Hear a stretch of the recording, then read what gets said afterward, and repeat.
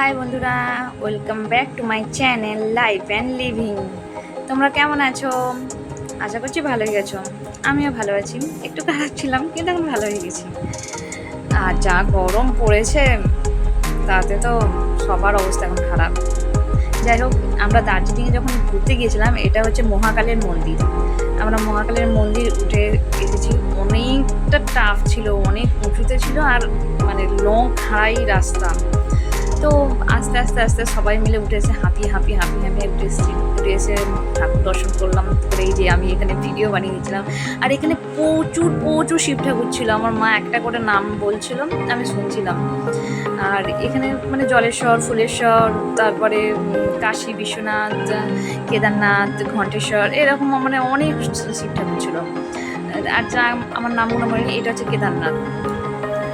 তো এখানে সব শিব ঠাকুরকে আমরা দেখলাম, দেখে প্রণাম টনাম করছিলাম। প্রণাম টনাম করে ওখান দিয়ে আবার এইদিকে চলে এলাম।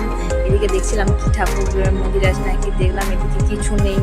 মা আগে আগে যাচ্ছিলো, আমি পিছিয়ে পিছিয়ে যাচ্ছিলাম। তো এদিকে দেখলাম কোনো মন্দির নেই, এখানে শিব ঠাকুরকে গড় করে আমিও চলে গেলাম। তারপরে এখানে দেখলাম এসে রাম আছে, রামের গান চলছে। রাম ঠাকুর বসে রয়েছে, এখানে বজরংবলী রয়েছে, বজরংবলীকে গড় করলাম, প্রসাদ পেলাম। আর এখানে পাহাড়ি ফুল তো মানে অসাধারণ অসাধারণ ফুল। এখানে এত ফুল যে নানান রকম নিত্য নতুন ফুল দিচ্ছে। আর এই দেখো, এখানে আমরা পরের দিন চলে এসেছি টাইগার হিলে এসেছি কাঞ্চনজঙ্ঘা দেখবো বলে। যাই হোক, লাস্টে একটুখানি দেখতে পেয়েছি সূর্যটা উঠতে। হাই দেখো, দূরে দেখা যাচ্ছে সাদা সাদা বরফের চূড়া, ওইটা হচ্ছে কাঞ্চনজঙ্ঘা সবসময় বরফ পড়ে থাকে। আর এখানে ভিউটা দেখো, অসাধারণ ছিল। তারপরে আমরা সন্ধ্যাবেলা মেলে ঘুরতে এসেছিলাম। এটা হচ্ছে মেল থেকে নিচে দেখো, নিচে মানে মেঘ, আমরা ওপরে, অনেকটাই ওপরে ছিলাম আমরা। মানে আমাদের প্রথম দিন হেঁটে উঠতে আমার মানে অবস্থা খারাপ হয়ে গেছিলো, মানে হার্টবিট বেড়ে যাচ্ছিলো, এমন অবস্থা। এত খাড়াই রাস্তা, নামার সময় অতটা কষ্ট হয়নি, কিন্তু ওঠার সময় কষ্ট। আর এটা হচ্ছে দার্জিলিংয়ের টয় ট্রেন, যেখানে সবাই এসে যাবে। কিন্তু দুঃখের বিষয়, আমাদের টিকিট কাটা ছিল না, আমরা আগে থেকে টিকিট কাটিনি। আর সেই সময় টিকিটের বন্ধ ছিল। তো ভিডিওটাই করে নিলাম, দেখে নিলাম ট্রেনটাকে, চোখে দেখা। আর এত মেঘ যেন মানে রুমে ঢুকে যাচ্ছে, এরকম অবস্থা হচ্ছে। আর দেখো, শুধু ভিউটা দেখো, এত সুন্দর লাগছে। আর পাহাড়ের ধারে ধারে এত বাড়ি, যে এখানে ফুলগুলো তো জাস্ট অসাম ছিল। আমার তো ভীষণ ভালো লেগেছে।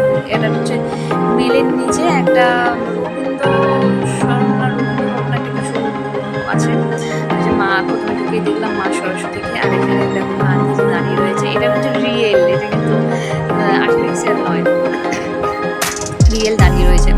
সবাই ওনার সাথে ছবি তুলছে, ওনাকে বসে দিচ্ছে। আর এই দেখো, এখানে ফার্নিচারগুলো দারুণ ছিল, দারুণ।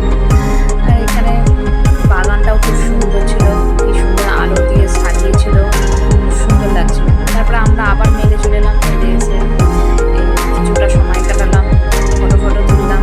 আর এখানে ফুলটা যা দেখছিলাম, মানে এই মানে আকাশ পরিষ্কার, এই আবার আকাশ ঘন হয়ে আছে। আর এই দেখো, এখানে বাঁদরগুলো কীরকম বসে আছে, কীরকম ভুট্টা খাচ্ছে। আর এই ফুলটা দেখো, আমরা এখানে বলি আমরা এখানে মানে শিব ঠাকুরের যেটা ফুল, সেখানে ওখানে কি বড় বড় আকন্দ নাকি কি একটা বলি আমরা, তো সেটা ওখানে বিশাল বড় বড় লাগছিল।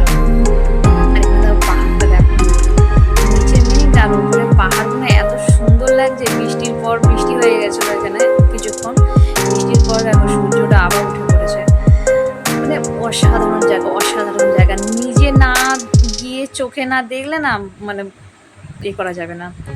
আমি মানে ভিডিও করেছি তার থেকে বেশি আমরা মানে চোখে দেখে আমার ভীষণ ভালো লেগেছে,